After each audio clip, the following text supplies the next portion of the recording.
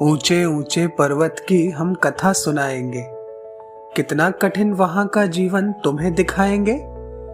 आंखें मूंदे सुनते सुनते चलो हमारे साथ, शब्दों की सीढ़ी से भाव शिखर पर जाएंगे।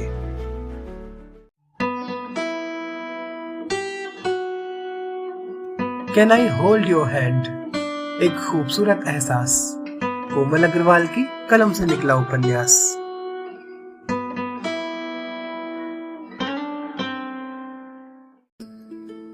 नमस्कार पाठकों।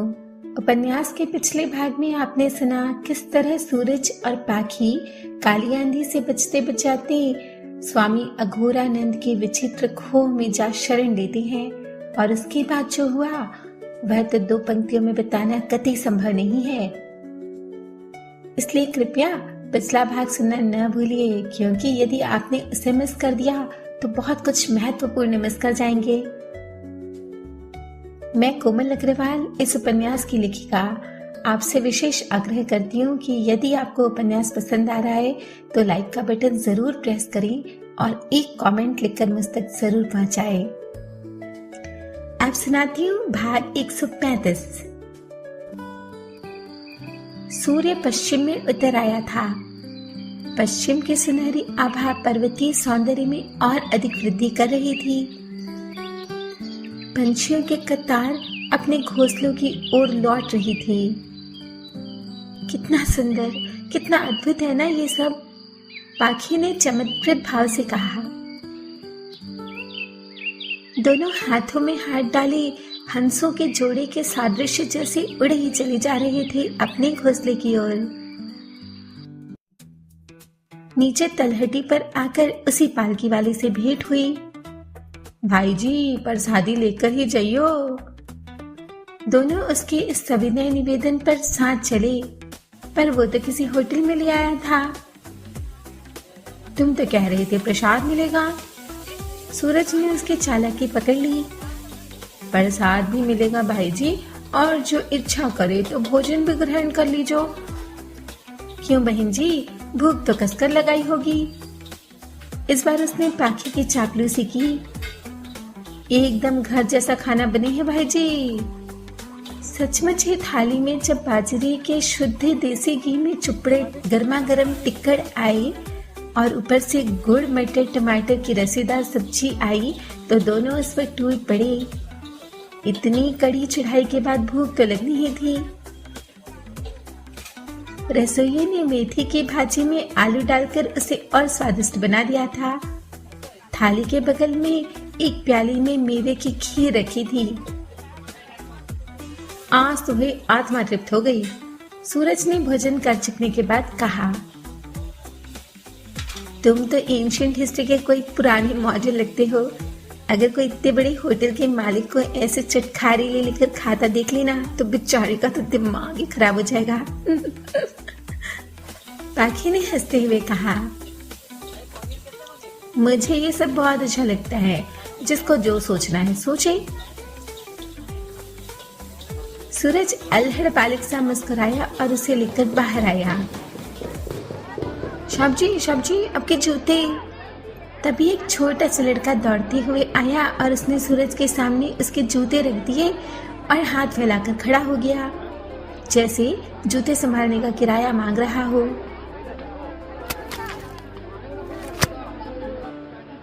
पाखी ने उस निर्दोष बालक को देखकर सूरज के बटुए से 100 का नोट निकालकर उसे दिया तो वह मना करने लगा।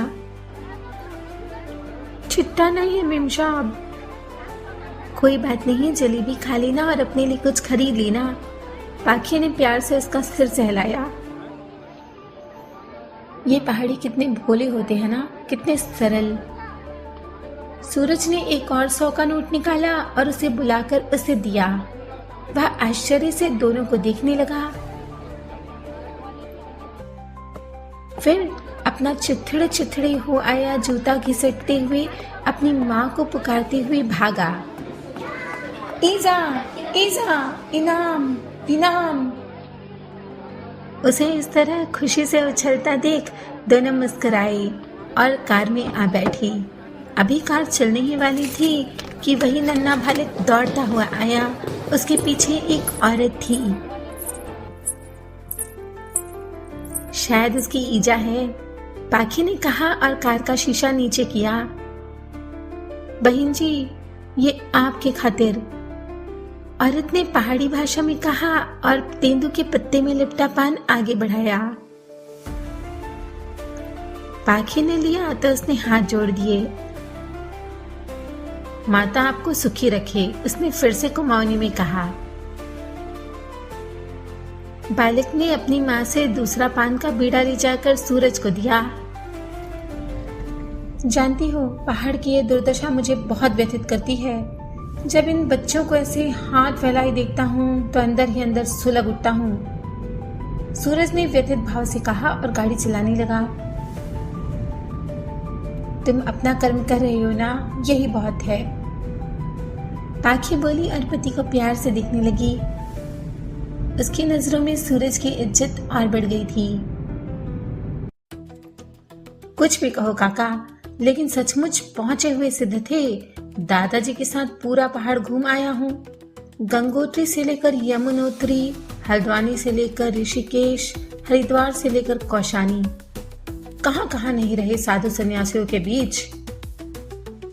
ज्यादातर तो ढोंगी और पाखंडी ही मिले, कुछ एक मिले भी तो उनके बारे में ज्यादा जान नहीं पाया, मगर इन अघोरानंद स्वामी की बात ही अनोखी रही।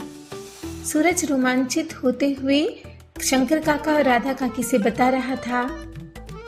वे दोनों सूरज पाखी के पास बैठे हुए उनकी इस रोमांचक यात्रा का वृत्तांत सुन रहे थे। अरे सिद्ध न होते तो ऐसे निर्जन स्थान में थोड़े ही रहते। काका ने स्वामी जी के बारे में सुन समर्थन किया, पर ऐसी भयानक गुफा के भीतर जाने की तो को का जरूरत थी बबुआ। खुद तो गए सो गए, हमारी बिटिया को भी खींच ले गए। अगर कोई अनहोनी हो जाती तो। शिव शिव कहते हुए राधा काकी ने लाल मिर्चों को दोनों के ऊपर से उतारकर दोनों की नजर उतारी। चौके में ले जाकर वो उन्हें आग में डाल आई। अब सब संकट टल गए ना काकी। सूरज ने मजाक किया, तुम न मानो बबुआ, हम तो माने हैं। राधा काकी ने उसके सर पर हाथ फेरा और पाखी का दुलार करने लगी। अभी और सुनो काकी, वहां सब पापी अपने पापों का प्रायश्चित करने आते हैं। हम जब वहां पहुंचे तो जानती हो, एक भयानक डाकू अपने किए गए पापों की क्षमा याचना कर रहा था। सूरज ने काकी को बताया तो वह और डर गई। हाँ काकी माँ, स्वामी जी बोले कि वह डाकुओं का सरदार विक्रम मल्लाह था। मेरे बाबूजी उसके किस्से सुनाया करते थे। पाखी बोली तो शंकर काका के पैरों तले जमीन ही निकल गई। क्या विक्रम मल्लाह? आप क्या उस डाकू को जानते हैं काका? सूरज ने उनके इस तरह चौंकने पर पूछा। हाँ सूरज बाबा, आज से 14-15 बरस पहले देखा था, बिल्कुल सामने खड़ा था। अब चौंकने की बारी दोनों की थी। कहाँ, कैसे?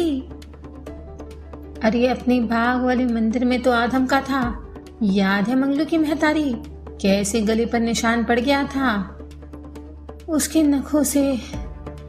काका बोले तो काकी अतीत की घटना याद करने लगी।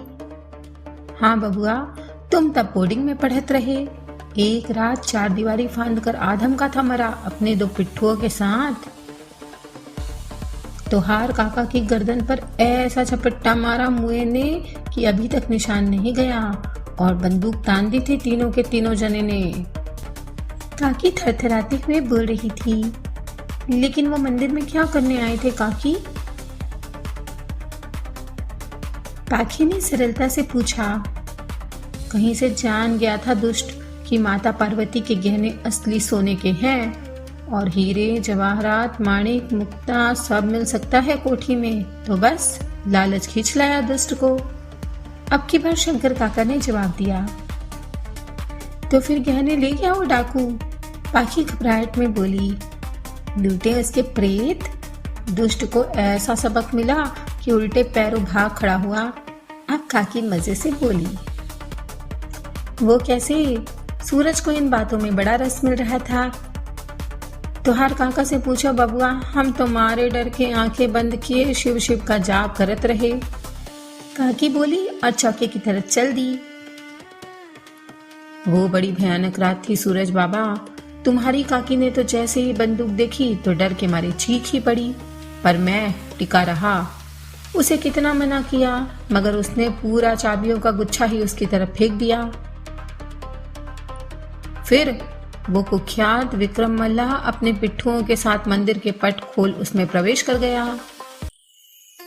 फिर क्या हुआ काका? सूरज उठकर बैठ गया। उसकी व्याकुलता बढ़ती जा रही थी।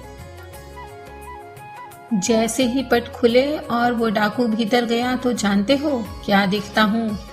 तीनों डाकुओं की खिड़की बंद गई और वे वहीं जम गए।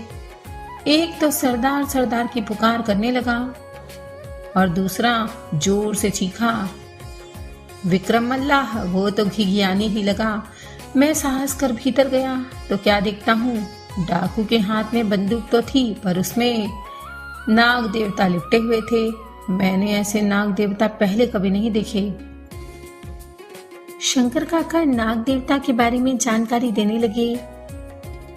तो क्या वो वही नाग देवता थे जिनके बारे में दादाजी बताया करते थे? सूरज ने सवाल किया। हो सकता है सूरज बाबा, काका ने सोचते हुए कहा। उसके बाद क्या हुआ काका? पाखी ने पूछा। एक को तो वही सर्प ने डस लिया। यह देख उनका सरदार घबराया और वहीं बंदूक फेंक फाक उल्टे पैरों भागा। दूसरा भी उसके पीछे हो लिया। तीसरा वहीं थर थर कांपता हुआ बुरी तरह रोने चिल्लाने लगा। थोड़ी ही देर में उसका सारा बदन नीला पड़ गया और वह अपने प्राण गंवा बैठा। शंकर काका की इस अंतिम बात को सुनकर सूरज और पाखी दोनों आहत हुए।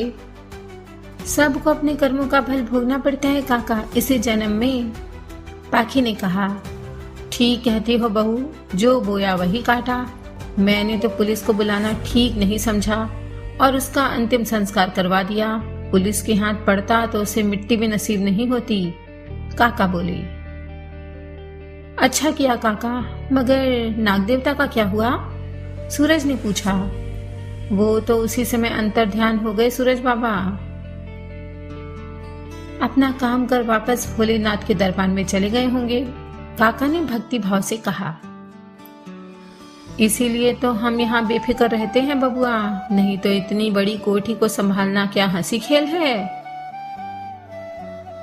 और जब ऐसे रक्षक बैठे हों तो काहे की चिंता। काकी ने पाखी के पैरों पर हल्दी गुड़ का लेप करते हुए कहा। ठीक हो जाएगा ना काकी माँ, अब भी मतलब इतना परेशान हो रही है। उसने काकी को मना किया, पर काकी उसके पैरों को कसकर पकड़े हुए लेप लगाती रही।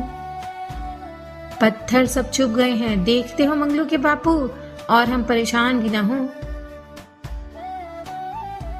वह बड़बड़ाने लगी। ये स्वामी जी पर संदेह करने का फल है काकी, और मुझ पर भी।